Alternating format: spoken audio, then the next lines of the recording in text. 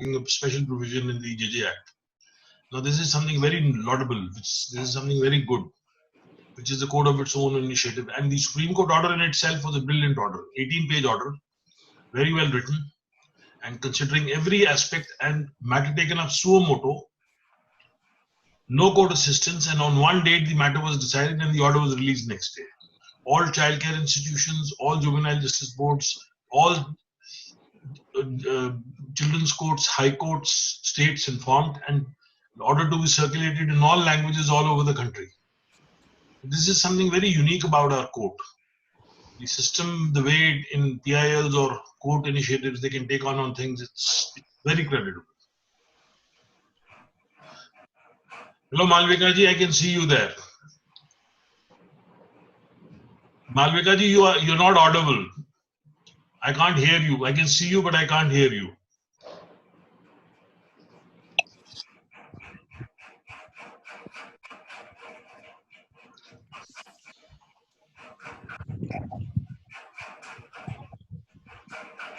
We have unmuted for some time.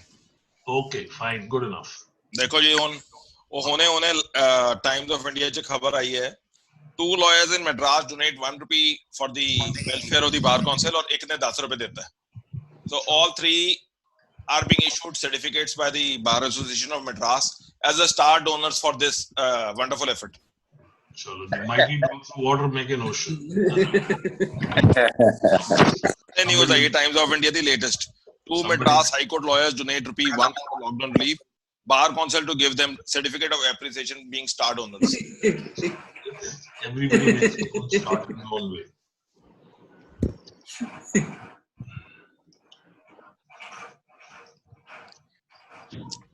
Lotra sahab, wonderful experience this time ch eh hoya ki every time you get different participants. Well, that's the novelty of this process. And if one has a choice, one listens to whatever one opts for. And you have the option of having the best brilliant minds who can give maximum possible variety in different fields. So there are different areas in which different people have an interest. So they take on in that area whatever it is. And I think there are a lot of commercial laws. There are a lot of other areas. I got a invite to take part in a virtual book launch in the US. This is the Harvard section in the US, which does talks. So this talk and the book release is virtual. So now you will have discussions and even book releases by virtual processes, because gathering people will not be possible in good times to come. But regardless, it still goes on, and this lawyer is an advisor to the British courts, and he even advocates that a time may come when legal assistance may be done away with. Shall we do away with lawyers? Is also a call which is being propagated. But these are different views from different people. Phone de gaye. Vrinder bhai da mila ke de do. So Vikas ji, what is the number you have got now? Sir, 453 ਹੋਏ ਆ 26 ਸ਼ਾਮ ਵਾਲਾ ਜਿਹੜਾ session ਹੁੰਦਾ ਨਾ ਥੋੜਾ ਜਿਹਾ ਮੁਸ਼ਕਿਲ ਹੁੰਦਾ ਹੈ, ਇਸੀलिए 4 ਤੋਂ ਅਸੀਂ 5 ਕੀਤਾ ਸੀ ਕਿਉਂਕਿ ਦੁਪਹਿਰੇ ਉਹ ਬੰਦਾ ਕਹਿੰਦਾ ਲੋਕਡਾਊਨ ਹੈ ਕਿ ਸਾਨੂੰ ਲੌਕਡ ਕਰ ਰਿਹਾ. Okay. Well, 4 is better. In fact, if I suggest you, 4 o'clock is better for the reason 5 o'clock the weather gets better and everyone wants to come out. In fact, I myself play with my kids. My kids are watching me from outside that when are you coming out? So I told them after a little while. So 4 o'clock generally is better time according to me. Rest as per everyone's convenience. I will share. Volume. Did pata ki karo tusi? Vishal, it's a little hot as of now today. Yesterday the weather was very good, but I think it's better if it cools down. And what's in a hurry in the evening? Honestly speaking, sir, I have not even switched on the air conditioners as of now. I'm on one. I'm on a fan of just one number. Even if I could just point it out and show you, it's just like counting the revolutions. It's advocated that COVID and air conditioners don't gel. So I think we should. That's true.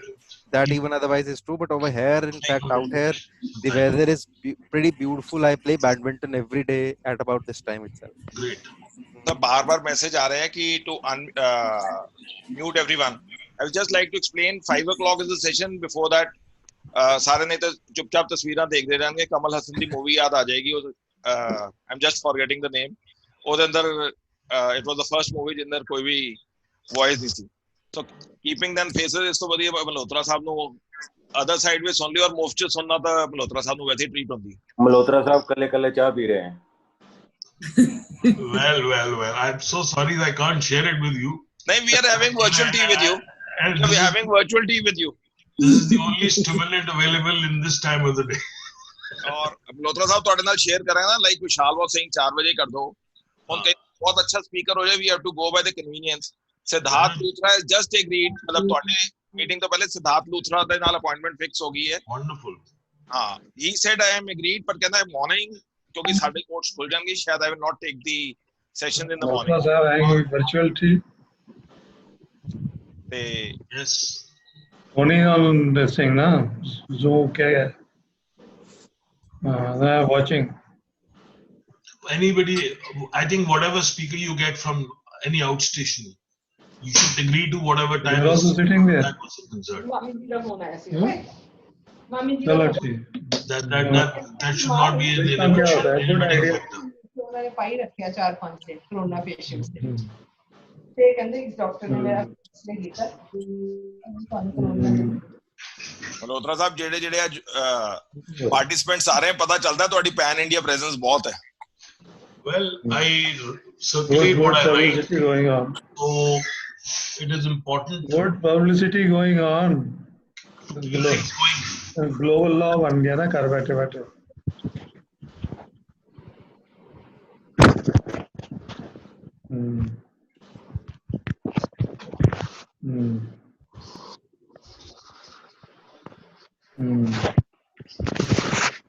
Malhotra ਸਾਹਿਬ ਪਿੱਠ ਵੀ ਮੋੜ ਲੋਗੇ ਦਿਖ ਰਹੇ ਕੁਝ ਖਾ ਰਹੇ ਹੋ. The day I'm on the phone, this is a call. Luthra sir सुसु आ गया. Got to that toilet where I used to take bath. अच्छा. चलो ठीक है, okay. Bye.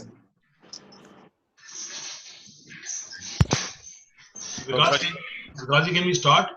Sir, we are still 3 minutes there. There's still 3 minutes there. Dot on. ਸਾਡੇ ਕੋਲ ਸਾਰੇ when we have seen the keynote speakers, eventually I realized they are more punctual, and that is one of the reasons they are more successful than us. Yes. Yes, I think so. You see, because बंद करता. ultimately, you may also try a discussion rather than a speaker. Have an interactive discussion with 3 or 4 people speaking and pitching in on views. So that may also be an option. So I was just sharing. So that day, Mr. Siddharth Luthra would come on Friday. That is at 6 p.m. Law on bails. Law on bails, Yes. because he's a known criminal lawyer. So we asked him to pitch in for something on Very criminal. good. Mr. Luthra is a omnibus lawyer. He can deal with all subjects. So he said, I don't have the time. If you want, I can only speak at 6 o'clock. मैं कही तुसी राती भी 9 बजे कहोगे तब भी शायद Housefull जाऊगा. So evenings are also fine because there is no commitment, there is no schedule to follow, so one can easily make a little chip in. And now that Chandigarh is going to be a containment for the next till the 2nd of May, I think this will be the best mode of communication and best mode of interaction which will go on.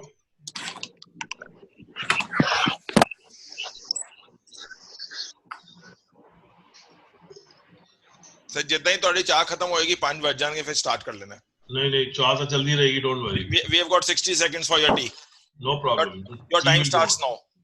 Fair enough. So you got, I hope you don't have a stopwatch on you. I have on my mobile.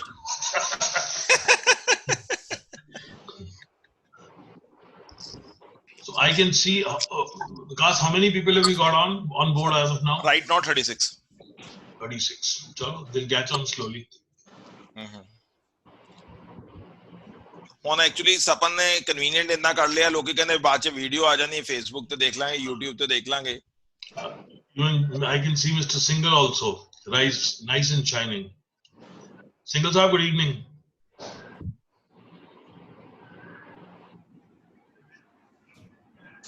Single ਸਾਹਿਬ ਕਿੱਥੇ ਗਏ? ਹਾਂਜੀ sir, Anji, ਕੀ ਹਾਲ ਹੈ sir? very good, excellent. Long time no see sir.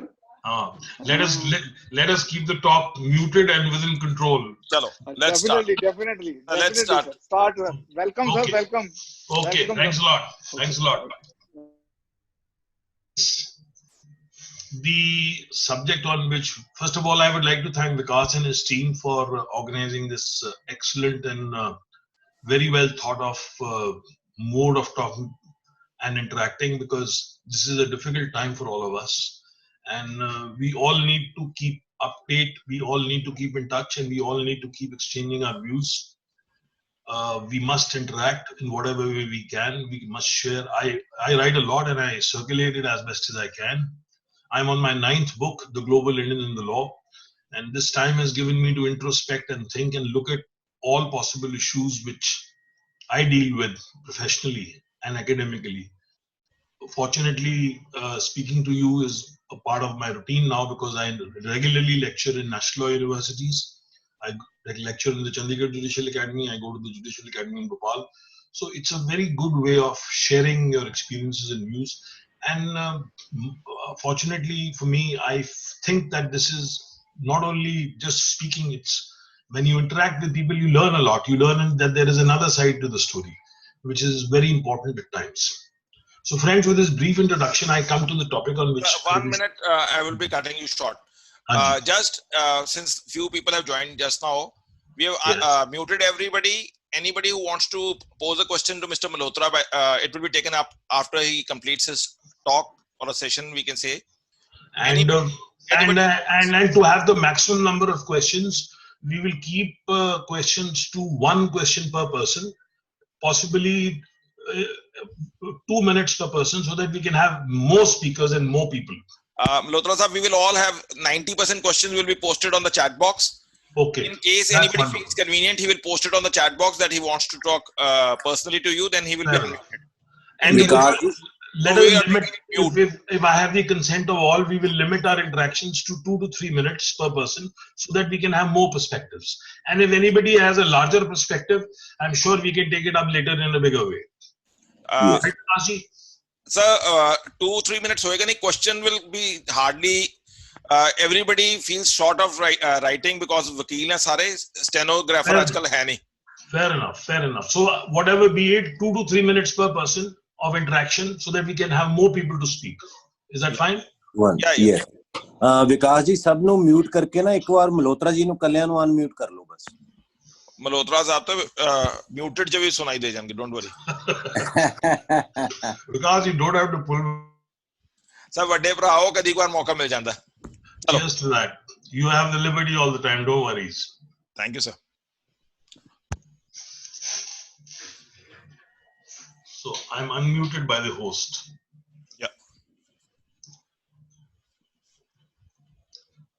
You answer, you can go ahead. Shall I? Okay, shoot. Yeah. So friends, the topic of today is interparental child removal, custody issues and solutions.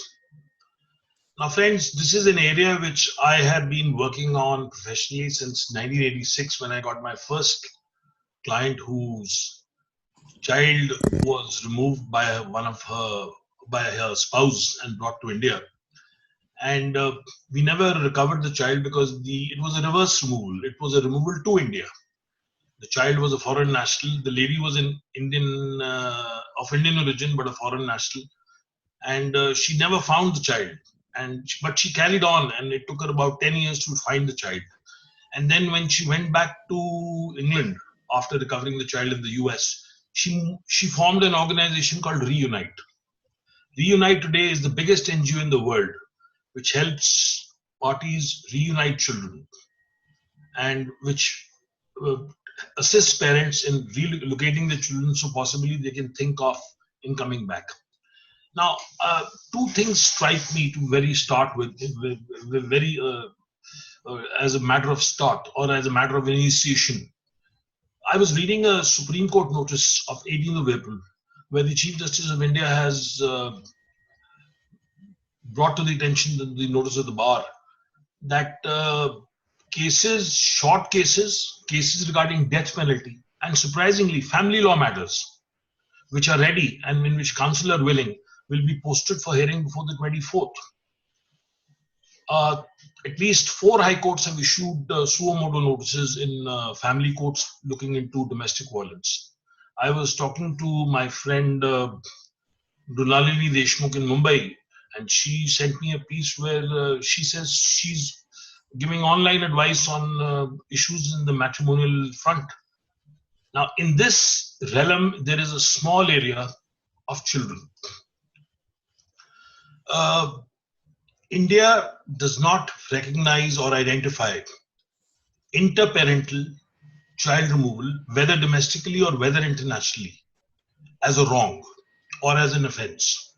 So because it is not identified as an infringement of a right, it does not have a remedy, and consequentially, we have to resort to conventional proceedings under the Guardian and Wards Act, whereby a parent has to seek guardianship and custody, or if it is a case of a foreign court order, or even domestically at times, the remedy of the writ of habeas corpus is invoked. So this is conventionally the way we handle things, and the flip side of it is that since there is no statute law, the law on the subject is all formulated through precedents. So we go back to 1984 in Surinder Kaur's case, where Justice Chandrachud, in the celebrated judgment of a case from England, had held that the child should go back. We follow this in 1987. We go up. Then in Dhanvanti Joshi, we make a change. We say, no, the child will not go back. And then again, we move up to the Supreme Court decision in Ravichandran, where in a petition under 32, the child is sent back to the US. Then we have the judgment by Justice Lakur in Suryavadanan, where the Supreme Court laid down 3 principles. One is the theory of first strike, that is, whichever court takes cognizance first will proceed first. The principle of comity of courts, that is, respect for each other. Then the doctrine of the jurisdiction of closest contact. Whichever jurisdiction is the closest contact with the child should take on. This judgment is watered down in Nityanand Raghavan and Kanika Goyal. The 2 principles of theory of first strike and comity of courts are watered down, and only jurisdiction of closest contact is left. Now, after that, subsequently, there have been 2 or 3 more judgments of the Supreme Court, Lahari, Sakhamuri. I have myself dealt with one matter, and now we have a child-centric jurisprudence. So in matters of child custody, courts are now looking on to the child. I was able to bring forth successfully some issues relating to the child by pressing on the United Nations Convention on the Rights of the Child. Now, there are 2 conventions on children principally at stake. One is the Hague Convention on Civil Aspects of International Child Abduction internationally, which India has not signed. But secondly, we have the United Nations Convention on the Rights of the Child, which India has signed, and which works domestically and which works internationally. Now, if we have to give teeth to an international convention, we have to make an enabling law within the Indian system so that the legislation gets force. So to implement the United Nations Convention on the Rights of the Child, we amended the Juvenile Justice, Care or Protection in Children Act 2010 and now of 2015. We also made the Commission for Protection of Child Rights Act 2005, and we also enacted other child laws in the shape of POCSO, in the shape of right to education, etc., etc. Now, principally, what happened on India signing the UNCRC? The best interest of the child, the rights of the child, got defined in the JJ Act. the best interest of the child is now finding a definition in the JJ Act 2015. Now, regardless of a child being in conflict with law or being a child in nature of care and protection, the definition of the best interest of the child has been enlarged in a beneficial way in interparental child removal custody disputes also. And now the best interest of the child is finding a meaningful expression through the judgments by virtue of the definition expounded in the JJ Act. This I see as a positive side. So with this concept of the best interest of the child and the rights coming in a child-centered jurisprudence, we are now looking at the child and not the rights of the parties. So if there is an issue concerning the child, it can be brought up in an ancillary relief by virtue of an application under Section 26 when we are in a petition under the Hindu Marriage Act, be it divorce, be it the restitution, be it the judicial separation or whatever.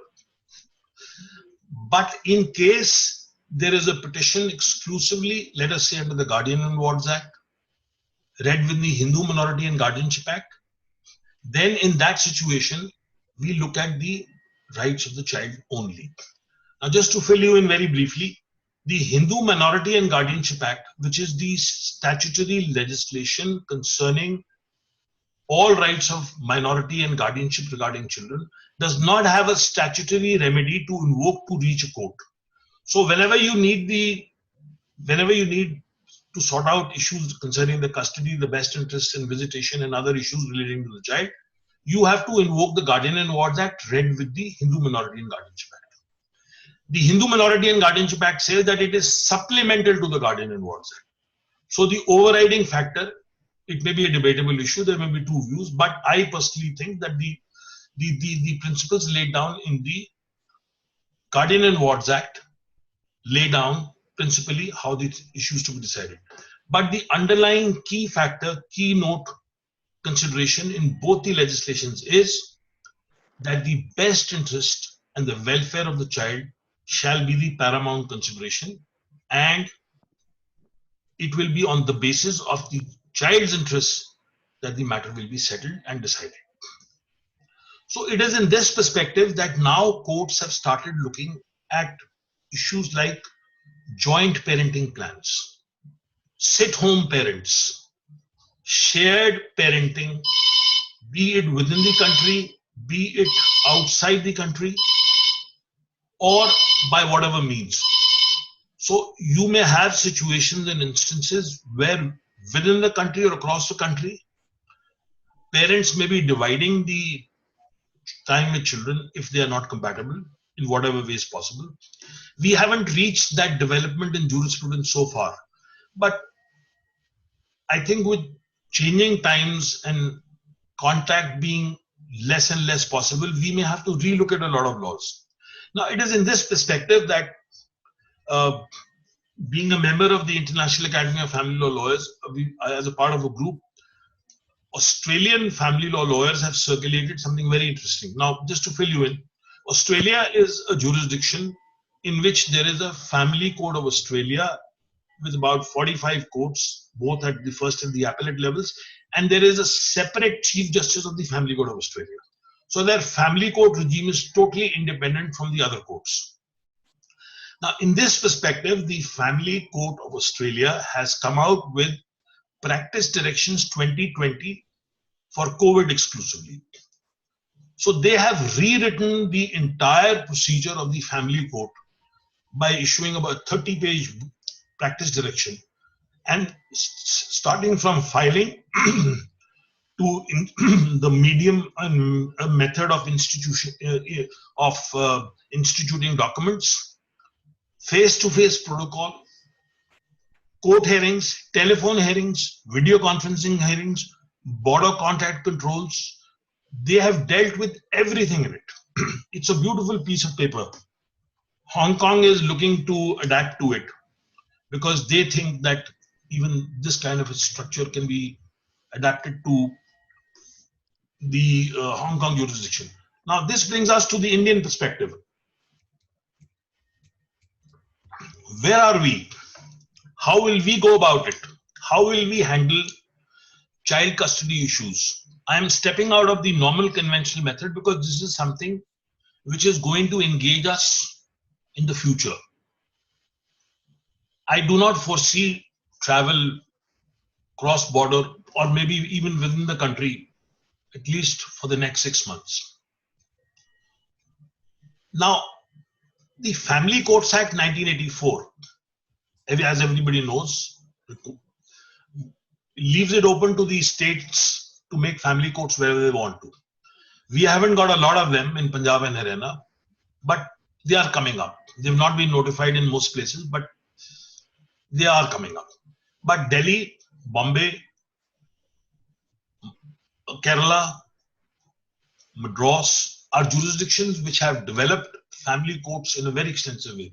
I happen to deal with as a resource person I have the benefit of going to the Judicial Academy in Bhopal. So you get to see family court judges who are very advanced in their thoughts in dealing with the family law jurisprudence. Now, under the Family Courts Act 1984, it may surprise you that the judge is free to coin his own procedure. He is not bound by evidence. He's not bound by the Indian Evidence Act formalities. He can follow the CPC, but he's free to coin his own procedure. And like the Industrial Disputes Act, under the Family Courts Act, unless a lawyer is allowed, the lawyers are not required. They need not appear. Likewise, the family court is free to engage on experts who may be experts, psychological experts, who may be medical experts or whatever experts. So friends, this is the time now for the Family Courts Act 1984 to be relooked at in devising a procedure of custody issues and sorting out problems of interparental child removal issues, be it domestically or be it globally. I say so because the Guardian and Wards Act 1890 is an outmoded piece of legislation which I think needs to be replaced by something more recent in point of time. The Law Commission has given 2 reports suggesting changes, but we seriously need to relook at the Family Courts Act, look at the Guardian and Wards Act, and bring in something which is more recent in terms of shared parenting, child rights, and issues which are at par with the world. Let us not forget that we are 1.3 billion living in 29 states, 7 union territories, and spread over 3.28 million square kilometers. We have a population of 30 million non-resident Indians who are one way or the other connected to the homeland. So we have a marriage solemnized in India according to the provisions of the Hindu Marriage Act, but it is sought to be dissolved outside. Can it be dissolved? No, the Hindu Marriage Act has extraterritorial application, and if one of the spouses is not agreeable, the marriage cannot be dissolved. And if it is dissolved, you are still married in India, but you are divorced abroad. But that's fine. But what happens to the children? How do you deal with the children? If a child is brought to India violating, let's say, a foreign court order, should the child go back? Should the domestic courts decide? In the perspective of movement being very little in times to come now, and parties wanting to avoid contact, we may have to look at a child rights jurisprudence in an absolutely new perspective in the coming times to come. I say so because you cannot let a child grow up with one or another parent and let the child face consequences which may be created by time, which may be created by hurdles of movement, or which may be created by jurisprudential issues. In these times to come, if a child is segregated with one parent, you will also see issues psychologically coming up of parental alienation syndromes. We are already seeing that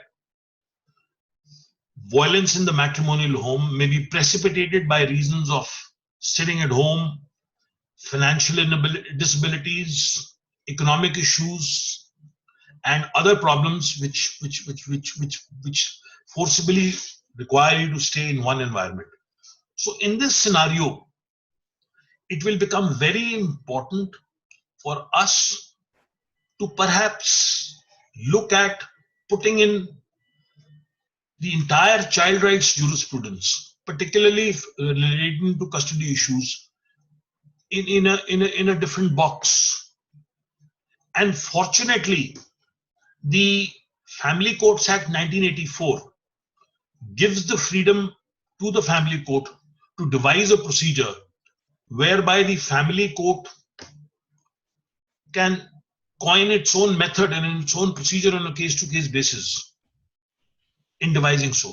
But I think what we will need is, we will need consistency. We will need to document, and we will need to put everything in black and white.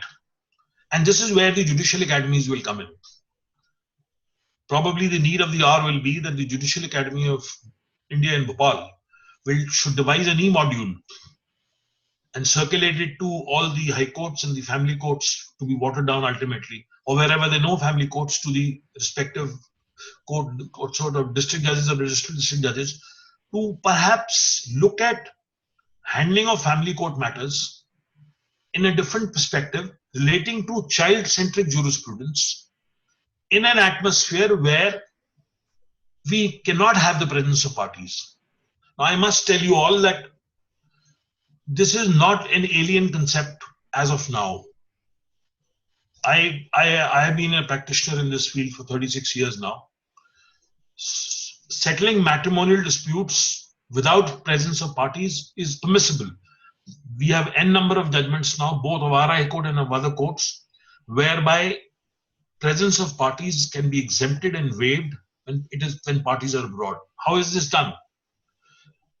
To start with, a petition can be filed through a power of attorney holder if a spouse is abroad. The power of attorney holder can be a family member. At the time of video conferencing, the litigant can be identified by the power of attorney holder on video conferencing. And in matrimonial matters, consent can be recorded by video conferencing with the power of attorney stepping holder and identifying the litigant and the court proceeding. This is permissible now. And as far as the settlement is concerned, if there is a settlement arrived at in a foreign jurisdiction, that settlement may be a part of a foreign court proceeding.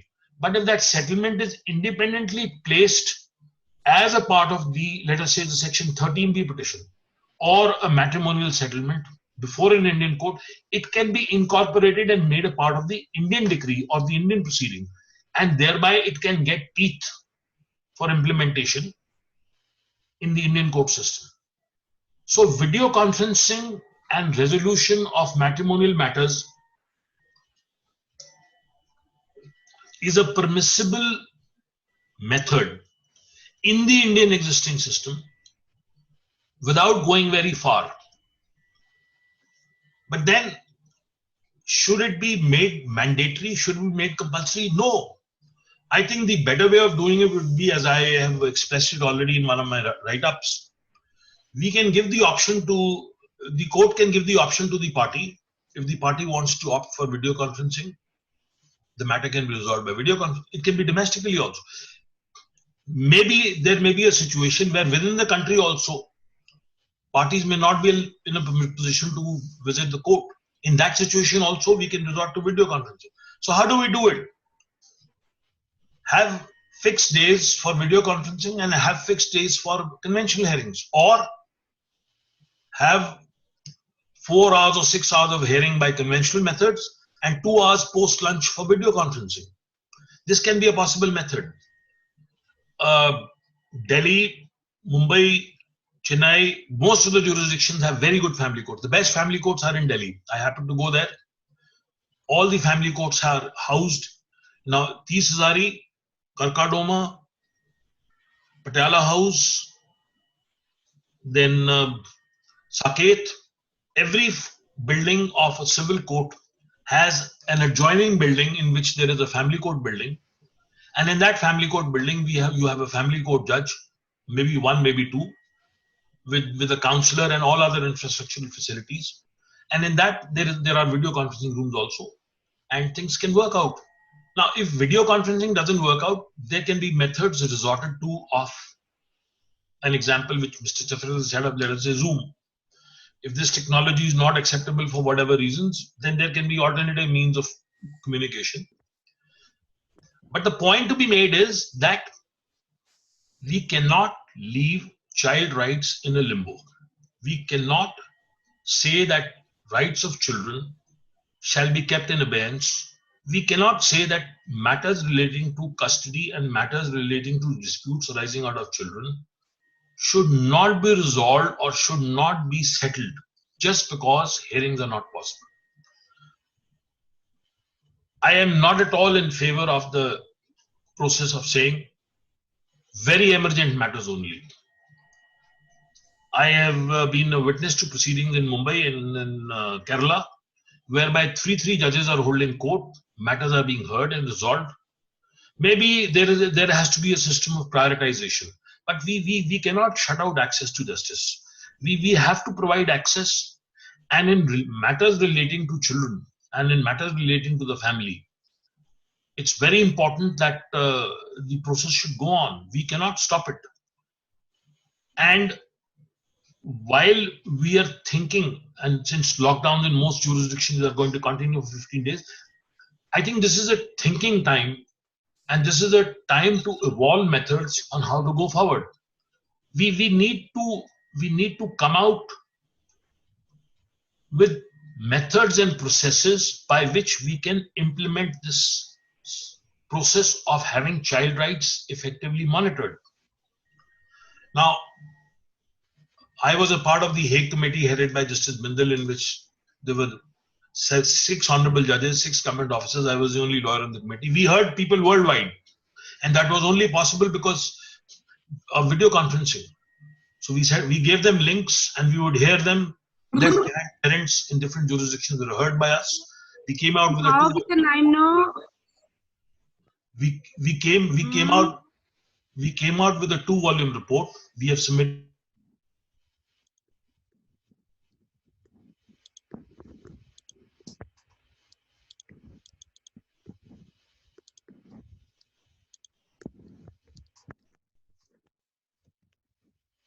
Malhotra ਜੀ ਨੂੰ unmute ਕਰੋ ਜੀ।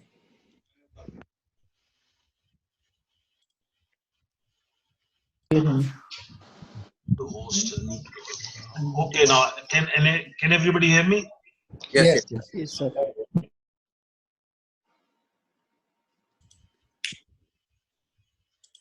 Malhotra sahab, you can unmute yourself. Hello. Malhotra ji. Can you hear me now? Could you repeat it? Because for some time you were muted out. Okay, now I was on the Hague Committee. Did you miss that out? Yes. Hello? That. Thereafter it was muted. Okay, so I was saying that I was on the Hague Committee, where the only way to get the views and perspectives of people all over the world was to talk to them. Now, we could possibly not visit any other place other than Bangalore or Delhi, where most of the people could connect. So sittings were held in Delhi, Chandigarh, and in Bangalore, and we spoke to parents, left behind parents all over the world, and we were able to gather perspectives, issues, and problems faced by people, by virtue of which different views could be expressed to us, which helped us put across a 2-volume report and a bill which we have submitted to the government for proposal. Ek minute. Is he audible to everyone? Because I've received a message that he's not audible. Can everybody hear me? Because to me it's perfect. Perfect. It's okay. Bedi sahab, you're okay? Yes, sir. Right, so thank you. So the bill is there. Now, legislation may still be far away. Whether we will have a bill which defines wrongful removal or retention of a child. Now, the only definition of wrong. First of all, child abduction is not a phrase used in any legislation vis-a-vis a parent. There have been instances where Delhi High Court recently held a parent guilty of child abduction, but the question yet to be decided by the Supreme Court, where the matter is pending, is could a parent be held guilty of child abduction? That is again a separate issue. But the fact of the matter is, I think it is an offense in the civil jurisdiction. You cannot take it in the realm of criminal jurisdiction. It would be totally wrong. Even the Hague Convention on Civil Aspects of International Child Abduction 1980, though it uses the phrase child abduction in the title, but when it comes to the definition, the crunch is wrongful removal or retention. And wrongful removal or retention is defined as a process by which a parent who is exercising a right of custody or access is deprived of that right or access when the child is wrongfully removed or retained by another parent, and the other parent has no access, no right, no visible process by which he can take care of the child. So it is a purely civil consequence.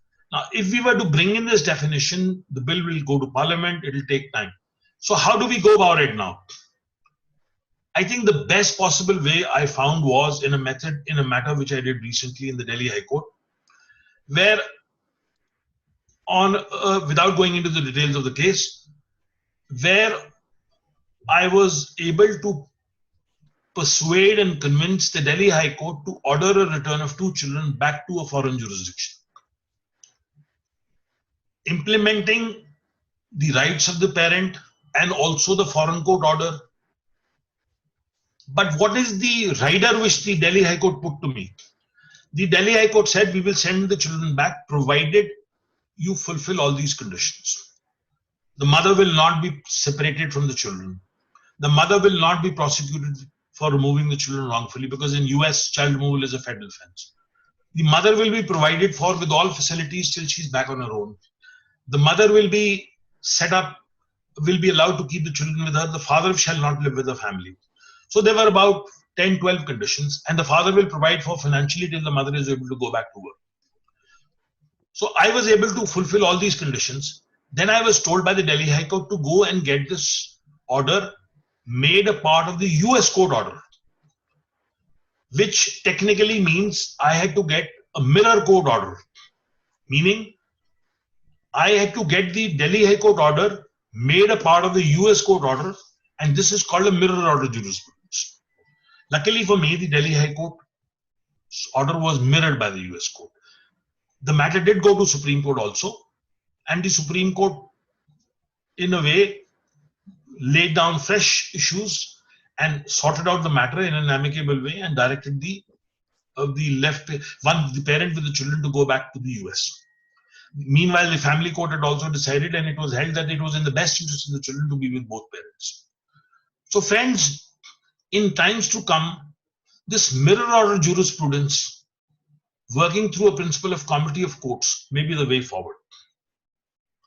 So if we are able to have mirror orders from our jurisdiction to another jurisdiction, and from foreign jurisdictions to the Indian jurisdiction, and courts respecting each other's orders by the internationally well-known principle of comity of courts, we may have a method of children moving from one jurisdiction to another jurisdiction.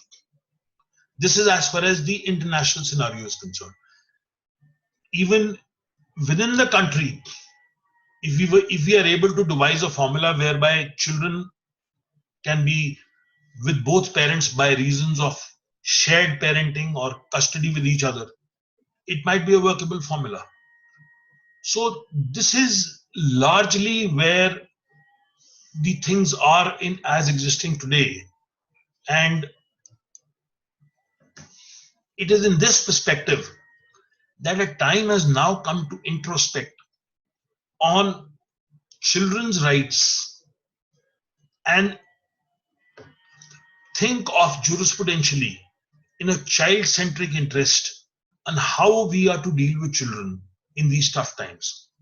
There may be psychological issues, there may be issues concerning economic reasons, There may be issues concerning travel. There may be issues concerning education.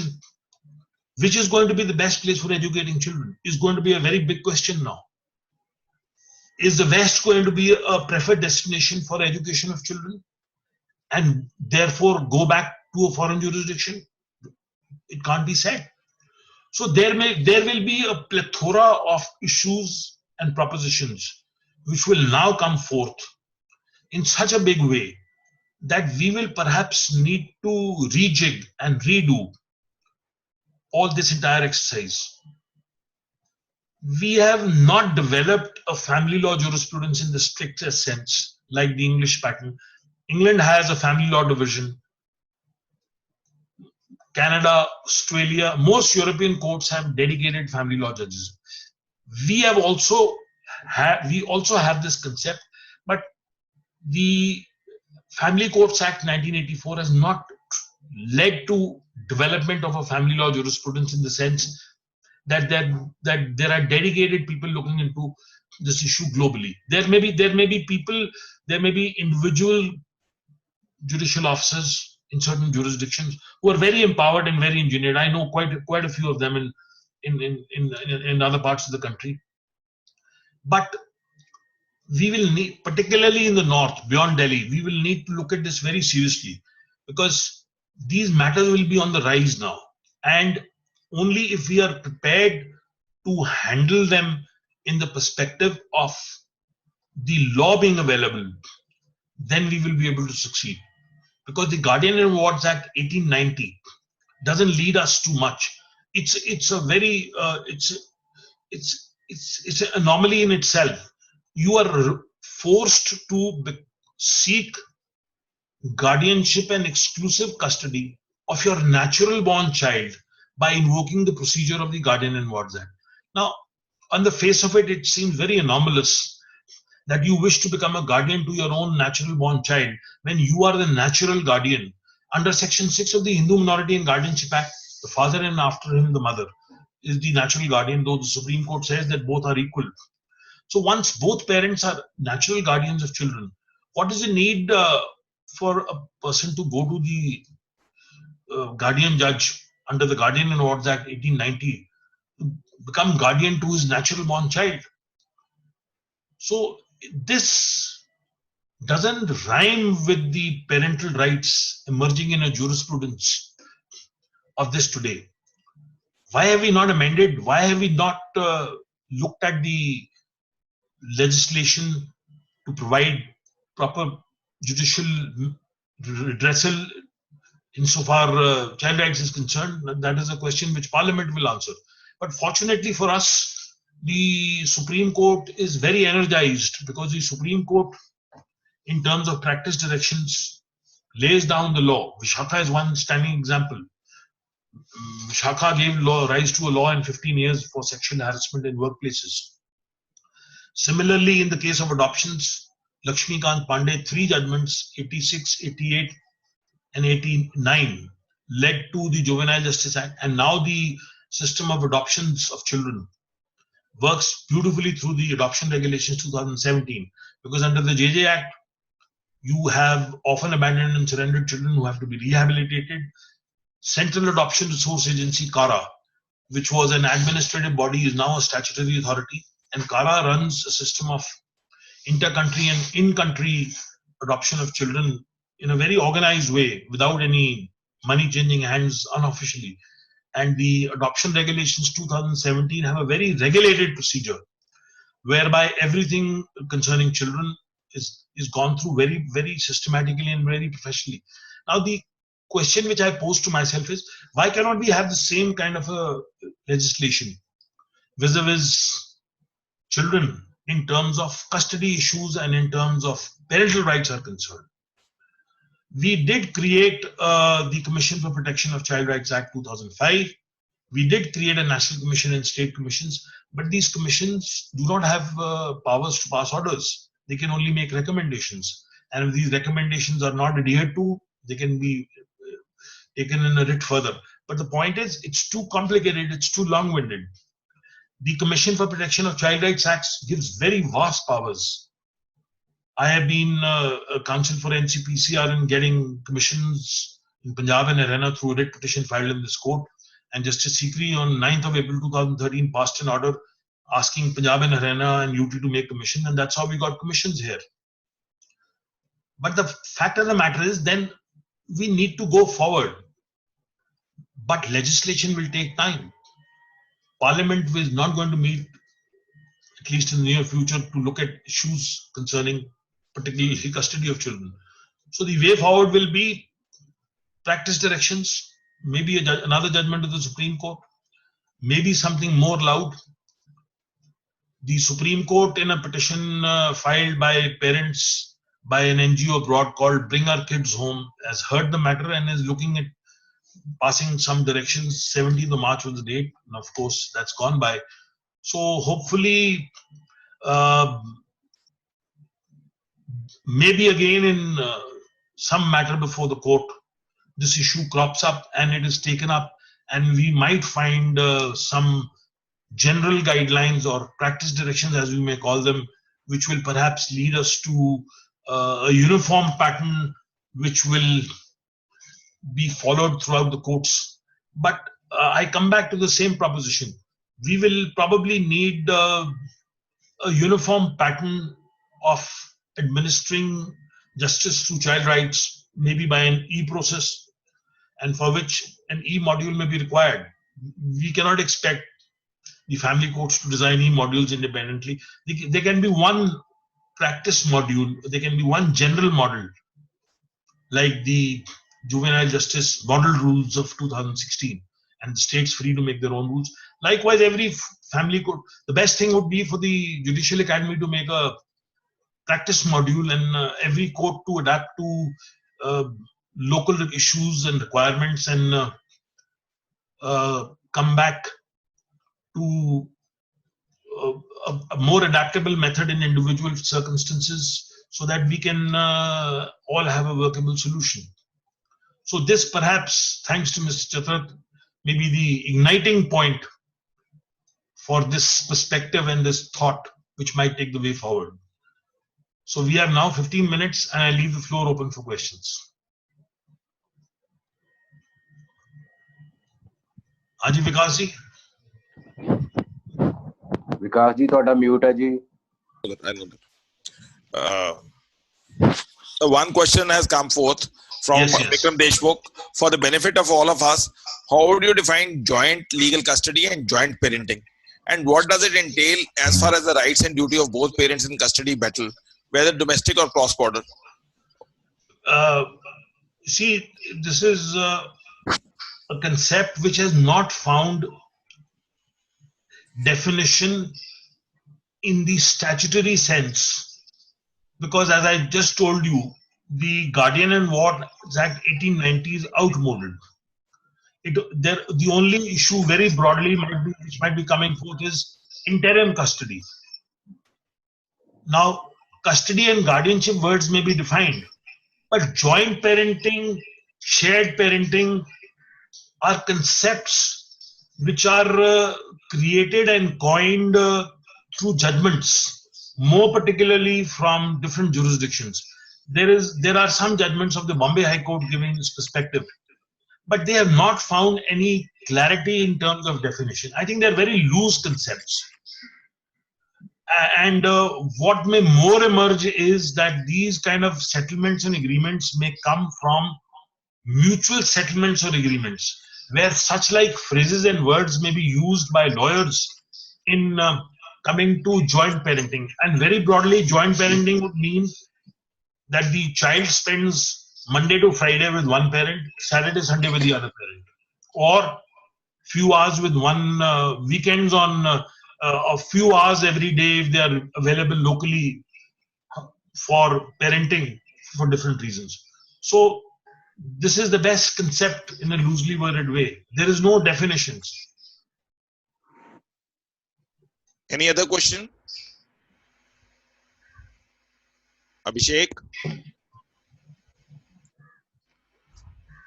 Hello? Any other question, please? Monita has a question. May I come in here? Mute yourself first. Yes. Hello. Yes, yes, I can hear you. Yes, sir. If in case where both the father and the minor children are US citizens, and the Yes. mother also has the permanent resident status of the United States of America, and Yes. the mother comes to, they are all of Indian origin, and Yes. the comes to India with the two minor children. Yes. The father gets an ex parte child custody order from the US court. Yes. Then is that order executable in the Indian courts? And if yes, how? And if not, then what is the remedy available?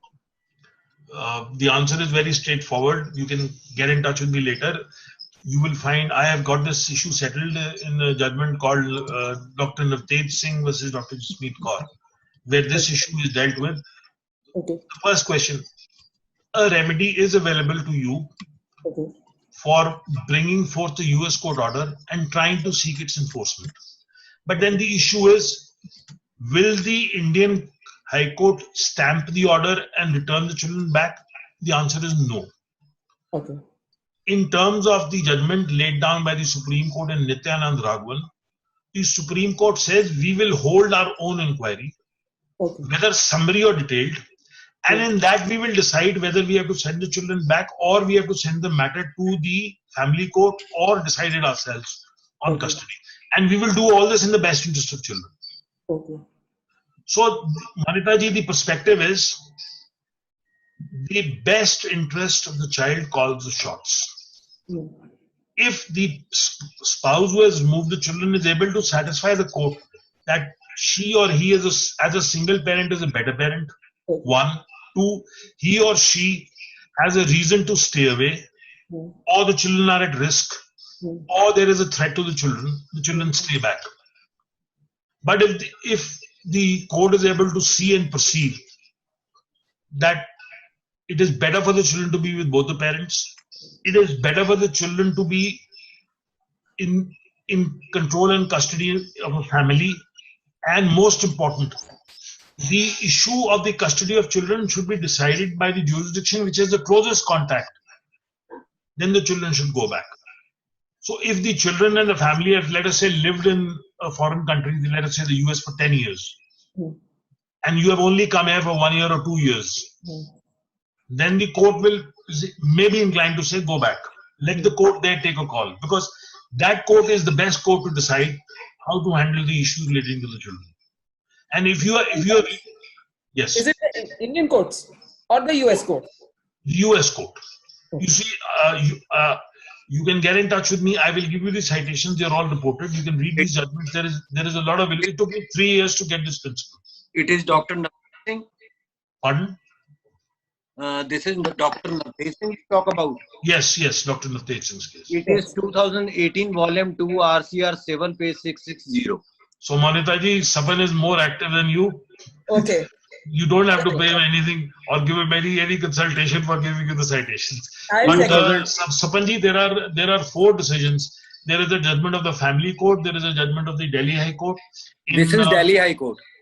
Yeah, but there are 2 decisions. One is in a guardianship petition, then a matrimonial appeal, then there is a habeas corpus decision, and ultimately there is a decision by the Supreme Court sorting out the entire matter. That decision is of 2019, and ultimately there is an order passed on in 2020 also. So but this judgment does expound the entire law. Justice Vipin Sanghi on 6th of March 2018 has written the principal judgment. But the judgment of the family court Tisari, Reena Singh Nag, is a brilliant judgment. She has expounded the rights very well. That judgment has found acceptance in a division bench judgment rendered by Justice Sistani and Justice Seema Singh, and that is also again a focus on child rights. Now, these 2 judgments of the Delhi High Court are actually expounding the law very well. But then there is a case of Andhra Pradesh, just one moment, in Lahari Sakhamuri, which is decided by a bench of the Supreme Court by Justice Khanwilkar, where this entire law has again been culled out in a very fine way. This is again a return of the US children. So the law will all be found in judgments.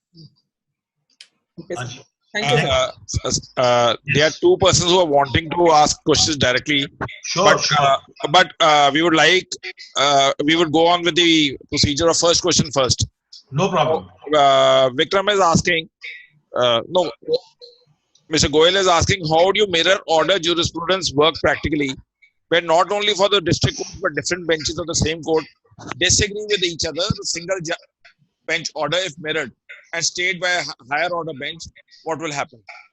You see, the mirror order principle works very well in European and in Canadian and in English jurisdictions. Mirror order is an order accepted by one jurisdiction in another jurisdiction, dehors of sonority, dehors of constitution, and dehors of quorum. It is a merging and arising out of a principle of comity of courts in private international law. My main question was that even in Indian courts, we don't have the comity system, because usually a single judge would pass one order and the division bench or the superior courts would change the order radically. So if I, as a single bench, have see, it is like this. Yes, under Article 141 of the Constitution, the law laid down by the Supreme Court is final. Now, if a matter is being heard in appeal, intra the matter, obviously a judge can differ.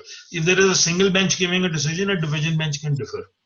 There is no reason of mirroring the order in that perspective. No, sir. My question is, if a lower court's order is mirrored already, like if mirrored where? In another jurisdiction, in some foreign jurisdiction. Okay. And then India's higher court itself changes the Indian order. So the mirror order is existing in, say, the second jurisdiction, but in Indian jurisdiction, that original order is still not subsiding. What happens? So you say the order has already been mirrored by a foreign court, but yes, meanwhile, the superior Indian court sets aside the order which was mirrored. Yes, sir. So Mr. Goyal, you need a smart lawyer to get out of that. you probably need to take your order which has been stayed to the Supreme Court and say, listen, the High Court should not have set aside this order because it has already been mirrored. Okay. Well, sir, you will have to contact in Sector 16. Anyway, that is a part. Yes, that's a very interesting question. Vikram Deshmukh is asking, how relevant is the citizenship of the child in deciding the custody of the minor? See, the issue is based on personal law and nationality, which are two different aspects. The question is, what happens to your personal law when you become a foreign national? We all know we are Hindus by religion. If I am a Sikh, Buddhist, Parsi, or a Hindu, I am a Hindu. And my Hindu law applies to me wherever I go. And my Hindu law does not go away when I become a German, Canadian, US, or a British national. So my personal law applies to me wherever I go. But the question is, most jurisdictions and foreign jurisdictions take over you by virtue of your presence in their jurisdiction. They say you are in our jurisdiction, you are in our territory, you are a national of our country, and therefore we have jurisdiction over you. So the clash comes, what prevails? Law of nationality, law of domicile, or personal law. Now, there the theories come like which jurisdiction has taken cognizance first. Should comity of courts apply? Now, by and large, if we analyze Nityanand Raghavan, there the things come clearer. This principle of jurisdiction of closest contact, which emerged in Suryavadanan in Justice Lukur's judgment, is still protected in Nityanand Raghavan. So the jurisdiction which has the closest contact, maybe whatever jurisdiction, will supersede and override the law of nationality. Now, this may be a very difficult argument to put to a US court or a court in a foreign jurisdiction, because they will say, the child is in my jurisdiction, I don't care. So it may be a debatable issue, but then you have to convince the court that this is the best interest of the children. That is the underlying factor by which you can come out of the jurisdiction issue and say, listen, it is in the best interest of the child that the child should go back to the country of its origin. This is a principle which prevails internationally. Let us understand that this is the problem which doesn't bother us, it bothers the whole world. There are 100 countries which have signed the Hague Convention on Child Abduction. We have not. Why? Why is this? The problem is so big. We need to become a part of it. A system, we need to become a part of an organization. We need to have a law which regulates this. We can't be unbridled anymore. So whether we do it by a law domestically, whether following the Hague Committee report submitted by Justice Bindal Committee, we make the interparental child removal detention bill, or whether we make an independent enactment is for times to come. But ultimately the point driving home is we need a law. We need a statutory law. We can't leave it loose anymore. How will this come? Difficult question to answer. It will take time. Vishal wants to ask a question directly. Yes. Yes, Vishal. Sir, domestically there's an issue. The law is very settled on this regard to say that the parents are natural guardian, be it father, be it the mother. Yes. Extended beyond to the judgments, we always say if it's a girl child, of course, the mother has a better right if the child is quite small, young, maybe Yes. infant actually. Yes. But now my question has two parts. The Hmm. first part is, whosoever retains the child, the other parent keeps fighting for it for the custody years and years. One Yes. aspect is there, even if it is with the father, even if it's a girl child, the Hmm. mother would continue to fight for years. The Hmm. second part is, presuming one of the parent dies and the grandparents retain that child. Again, it happens that the other parent is fighting for the custody in spite of this law being so settled. So how to remove this ambiguity and how to have a uniform thing to actually succeed properly in courts, in Indian courts? That's a very pertinent point, Vishal. Vishal, if you read Lahari Sakhamuri by Justice Khanvilkar, he has got rid of this gender discrimination.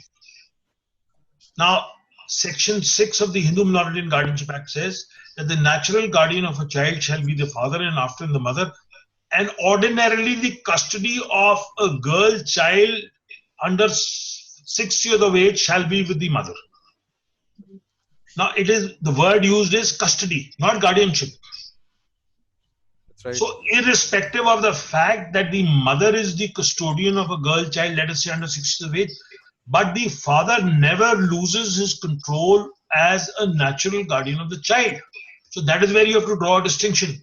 So if you are able to convince a court that I should have visitation, I should have contact, I should have the quality time with my children, I am an equal parent, it's time for you to ask.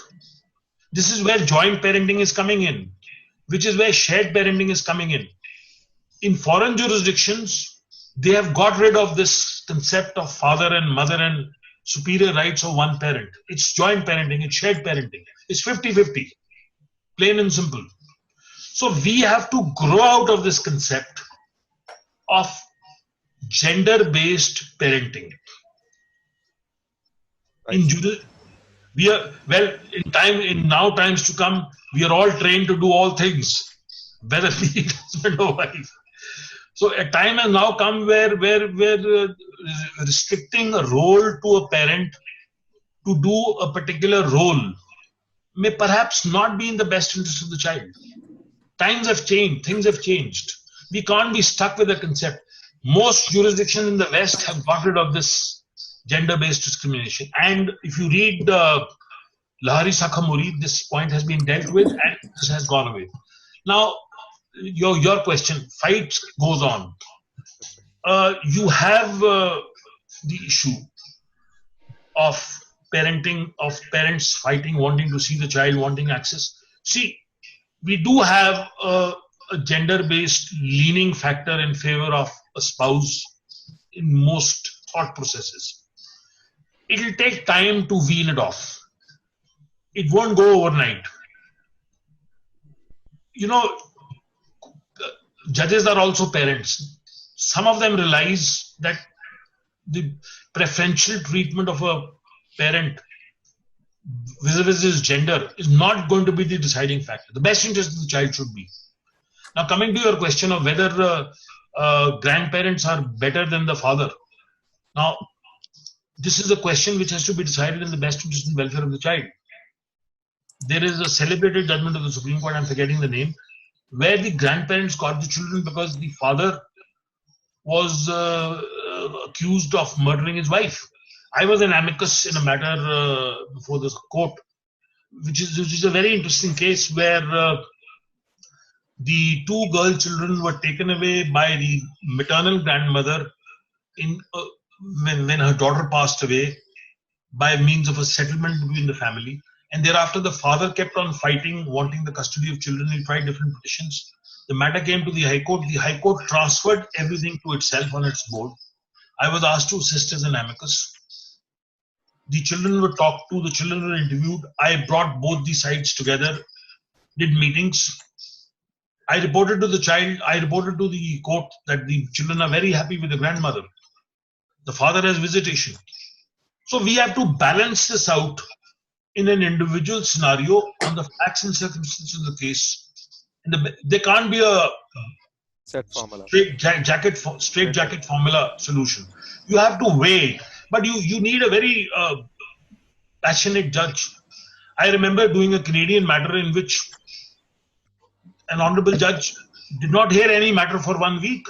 He just heard that matter day in and day out. He would run through his list and he would call parties to his chamber. And he said, listen, both sides, relatives, go away. Husband and wife, 2 children, go to Mount View and stay over the weekend and sort it out. And he sent the family back. So you need a motivated judge. You need a dedicated judge who can open it up and get into the matter and see this sensitivity.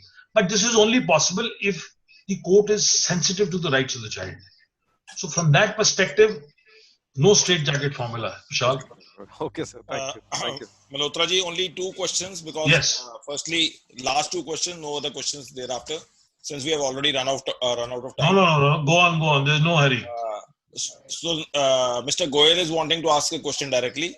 Haji, please. He will ask you, and thereafter, last question is by Anagas. No problem. Sir, when we are considering the welfare of the child, yes, but if there's some kind of a crime going on which is not recognized in our domestic court, for instance, marital rape, there is a clear conflict between the parents, but that crime itself is not recognized in one jurisdiction. Thereafter, one of the parents, particularly say the wife in this case, moves to another jurisdiction, maybe UK, US, whatever, where that crime is recognized, and she says now claims. Goyal sahab, come near the mic. Sorry. Yeah. So in this case, even though it wasn't a crime in India, marital rape is not recognized as a statutory crime, but the wife thereon moves on to a jurisdiction like UK or US where it is recognized as such a crime. Now she is claiming after moving on back because that was an unsafe home, and simultaneously husband is saying I want a ROC, a restitution of conjugal rights decree. And he can always assess that I have already been living in this jurisdiction and this is the best jurisdiction for the child. So what will happen, sir? I think the jurisdiction which took on the matter first ought to decide the matter. But Indian will simply say that marital rape is not a crime in India. You see, you cannot mix marital rape with custody issues. They will go by different parameters. You see, now let us understand one basic distinction. Marital issues will be decided by where the cause of action arises, where the marriage was solemnized, where the parties last resided together, or where the respondent is residing if she is the wife. And this is as far as matrimonial issues are concerned. Now let's come to child custody. Now child custody, Section 9 of the Guardian and Wards Act is very clear that a court shall decide the matter only if the child ordinarily resides, quote unquote, within its jurisdiction. So if a child does not ordinarily reside in a jurisdiction, you have no rights. The court has no jurisdiction. Now, ordinarily resides has been interpreted by the courts to mean, ordinarily resides mean residing habitually and permanently, not residing on the date of the filing of the petition, not kept, brought therein by force and detained by force, etc., etc. So you have different issues to decide the child custody matter, and you have different parameters for deciding the matrimonial cause. You can't mix the two. So when a child is brought here and only a child custody petition is filed, that gets decided, and I raise an Order 1 Rule 10 application straight away as a preliminary ground, saying the court has no jurisdiction. If the court has no jurisdiction, court has no authority to pass a matter. And Ruchi Madhu's judgment by Justice T.S. Thakur is very clear. If the family court has no jurisdiction, it can't hear the matter. But this is very independent of the power of the High Court under 226 in the habeas corpus, because that is an extraordinary jurisdiction. There the High Court as parents patriae can exercise jurisdiction, dehors whatever be it, whether the child lives there or the child doesn't live there. But then it may use it as a ground to send the child back or keep the child back. So, Goyal Sahab, the issue will be decided on the statutory law, Okay, sir. which governs marriage or child custody. Anji, Vikasji, next. Sir, the last question is by Anaga. She can come on the board directly. Yeah, Anak, please. Hello? Yeah, good evening, sir. Can you hear me? Yeah, I can hear you loud and clear. Yeah, thank you. Nara is from Bombay, so fire off, please. No, but she has to come on the video first. We can only fire, otherwise it will be a blind shot. Sure, sir. No worries. So everybody wants to see you. Yeah, sir. Sure, I'm there.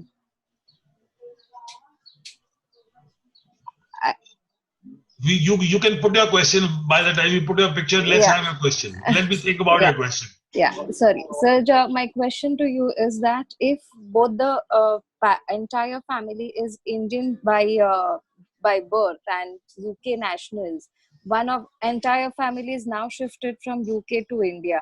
One of the parent has filed a petition for divorce, including custody here in India, and the other parent is now wanting to move to UK to file and execute her rights there, because majorly the properties are there in UK. So that is the entire issue, that as the properties are there in UK, the one of the parent wants to move to UK and proceed there in UK. So is it possible that as the children are here in India currently, and even both the parents are in India and the petition is already proceeded here, can the other parent still take the move of the other court there in UK?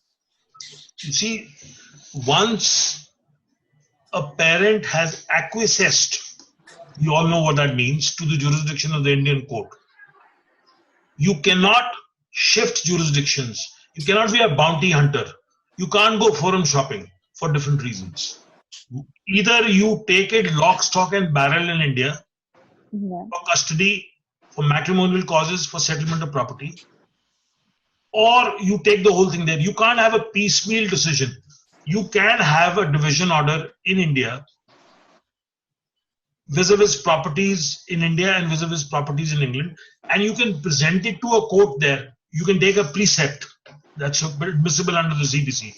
You can take a precept to a UK court and say, please implement this as part of the settlement. That may be a way forward, but wanting to get the matter reopened in a British court after the matter was settled in an Indian court would not be a proposition worth entertaining.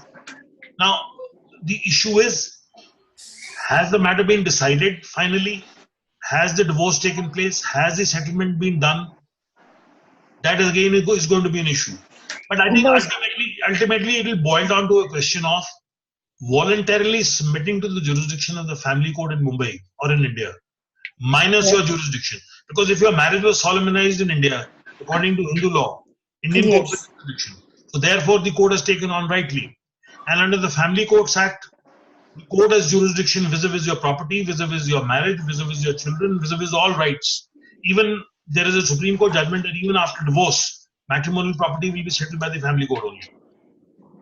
Right, but sir, here my question is, one parent has already taken this jurisdiction of Indian court, and now the other party has already succumbed to this jurisdiction. Despite that, can the other party still go ahead and file in UK court?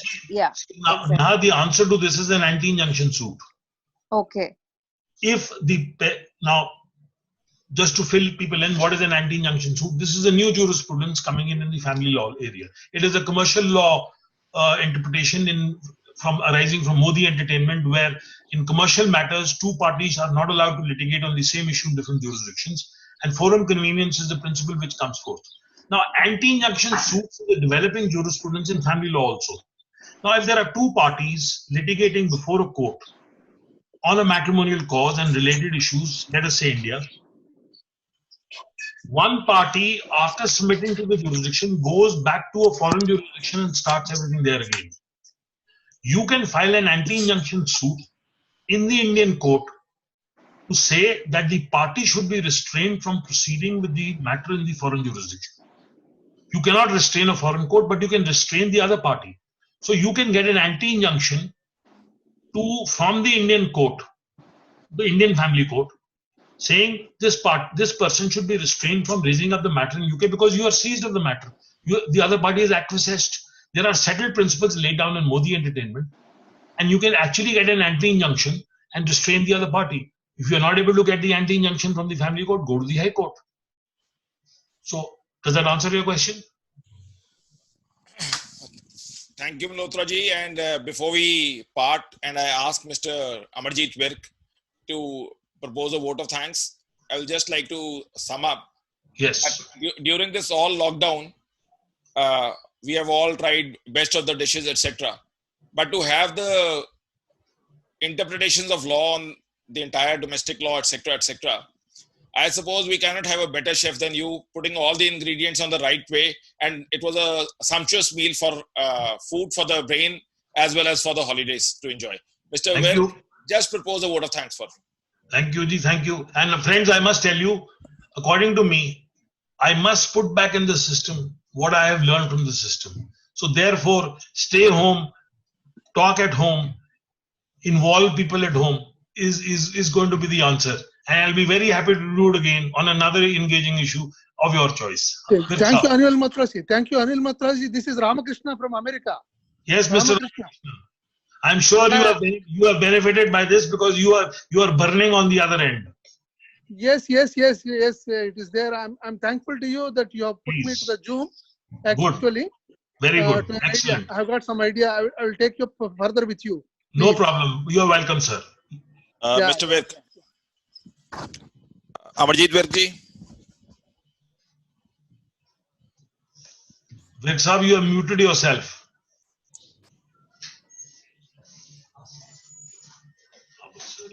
Anil ji, very informative. God bless. Thank you. Thank you very much, Virk sahab. Yes. Mr. Vikas, you have given a great opportunity to all of us to interact with, have views of Mr. Anil Malhotra, and we are very thankful to Mr. Anil Malhotra to share his views on this very issue, which is very cardinal to these days, because peoples are residing in different parts of the country. Parents are living in different parts of the country, and this is a very burning issue. I say thanks to you for sharing your views to all of us. Thank you very much. Thank you. Thank you very much. Sir, before we part, only for the all the participants, we are on the group, on the WhatsApp group, Beyond Law. Anybody who wants to connect, they can connect, number one. They can also like the Facebook page, number two. Number three, tomorrow, just like you, we would be having Mr. Puneet Bali to speak on the gamut of section 482. So I would say everybody should join it. It would be a treat for everyone to get enriched at home itself. Thank you. Because you are giving a platform to everybody to have access to justice, to lawyers who would be accessible for very hefty pecuniary packages. So you are doing a great job in providing this pro bono service. May you flourish. Absolutely right. As long as it is assessed, it's fine. It should be in excess. That would be not in the fitness of things. You have a sense of humor and a sense of humor also. Rumor I don't spread. I said Mr. Malhotra will come, and Mr. Malhotra has definitely come. Thank you, sir. Stay blessed. All the best. All the best. Bye. Thank you. Bye. Thank you, Vikas ji. Thank you, sir. Thank you, Vikas ji also.